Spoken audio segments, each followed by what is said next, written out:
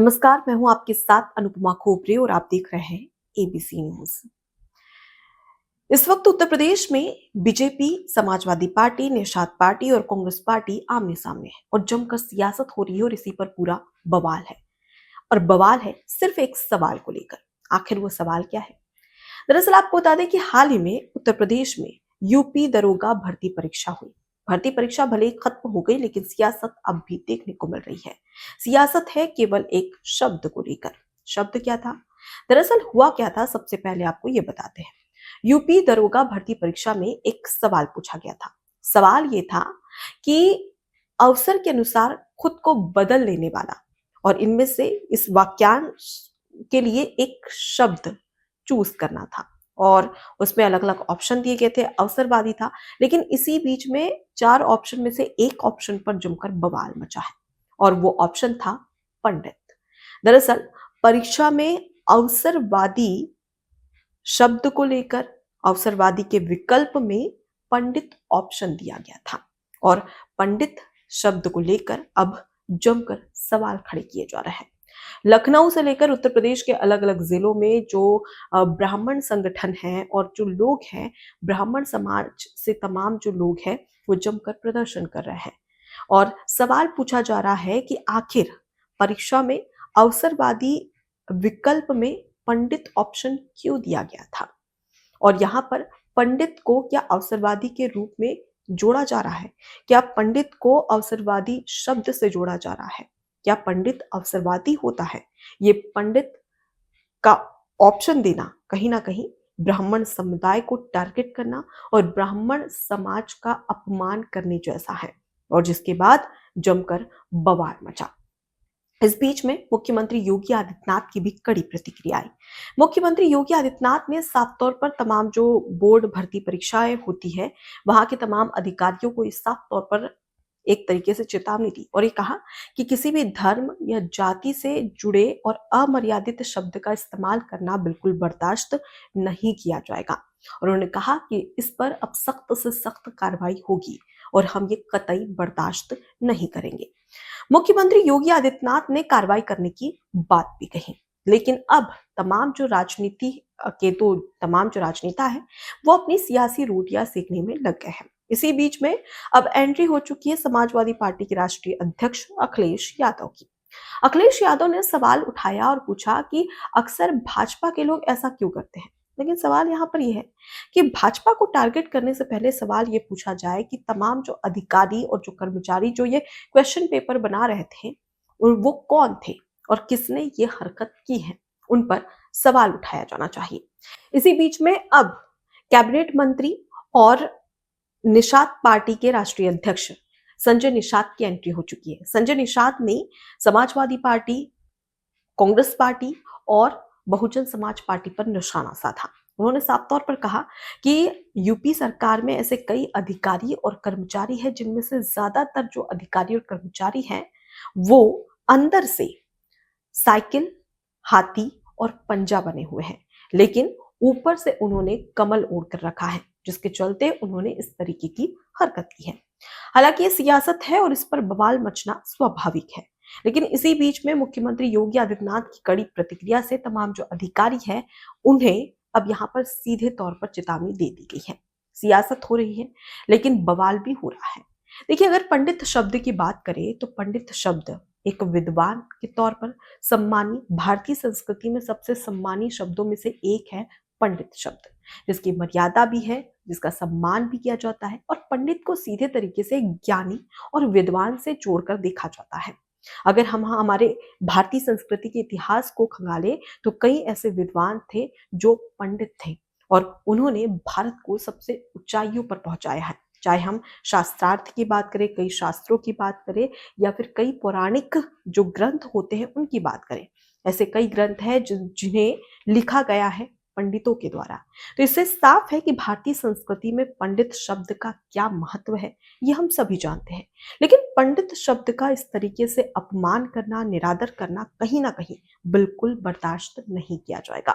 आपको याद होगा कि हाल ही में एक जो ओटीटी प्लेटफॉर्म पर एक वेब सीरीज रिलीज होने वाली थी, जिसका नाम था घूसखोर पंडित। काफी जाने माने एक्टर हैं जिनका नाम है मनोज वाजपेयी। मनोज वाजपेयी इसी फिल्म में लीड रोल निभा रहे थे और इस फिल्म का जो टाइटल था घूसखोर पंडित, उसे लेकर बवाल मचा था। बवाल क्यों मचा था कि भाई पंडित एक सांस्कृतिक शब्द है और एक सांस्कृतिक शब्द के साथ में जो घुसखोर जैसा शब्द जो कि एक नकारात्मक शब्द को जोड़ना कहीं ना कहीं पंडित का ब्राह्मण समाज का अपमान है। इस पर भी जमकर बवाल हुआ था और भारतीय जो सिनेमा है, बॉलीवुड है, उस पर सवाल भी उठाए गए थे। आपको बता दें कि जो घुसखोर पंडित जो मूवी का टाइटल था, ये जो पूरी मूवी थी वो एक करप्ट पुलिस कमिश्नर था, उसके ऊपर ये पूरी फिल्म आधारित थी, जिसमें उस करप्ट पुलिस ऑफिसर जो कमिश्नर था, उसका जो नाम था वो था अजय दीक्षित और अजय दीक्षित की भूमिका उस फिल्म में निभा रहे थे मनोज वाजपेयी। और इसी वजह से दीक्षित से सीधे जाति से जोड़कर देख लिया गया और उसे लिख दिया गया घूसखोर पंडित। जमकर बवाल मचा, सवाल उठाए गए कि आखिर ये पंडितों का अपमान है, ब्राह्मण समाज का अपमान है और बार बार बॉलीवुड आखिर ऐसी हरकतें क्यों करता है। क्योंकि इससे पहले भी पोंगा पंडित एक मूवी आई थी, उस पर भी हमने देखा कि किस तरीके से जो पंडित है, ब्राह्मण समुदाय है, उनका अपमान किया गया था। इससे अगर हम देखें तो भारतीय संस्कृति में, बॉलीवुड में अक्सर ये चीजें देखने को मिलती है। सेक्सी राधा, सेक्सी दुर्गा और यहाँ तक कि गुनाहों का देवता और हवस का पुजारी, पोंगा पंडित, ये तमाम ऐसी फिल्में हैं जो बताती है कि बॉलीवुड में जो भारतीय संस्कृति है, भारतीय परंपरा है, उसे किस नजरिए से देखा जाता है और किस तरीके से भारतीय संस्कृति को टारगेट किया जाता है। और ऐसे अपमानजनक शब्द देवी देवताओं के लिए हो या ब्राह्मण समाज के लिए हो, वो उपयोग किए जाते हैं। इससे सिर्फ ब्राह्मण समाज का अनादर नहीं बल्कि भारतीय संस्कृति और भारत का जो गौरवशाली इतिहास रहा है उसका भी अपमान था। जमकर बवाल मचा, पोस्टर फाड़े गए और साफ तौर पर कहा गया कि भाई इसे हटाना होगा, ये जो टाइटल है इसे चेंज करना होगा, नहीं तो हम ये फिल्म ओटीटी पर बिल्कुल नहीं आने देंगे।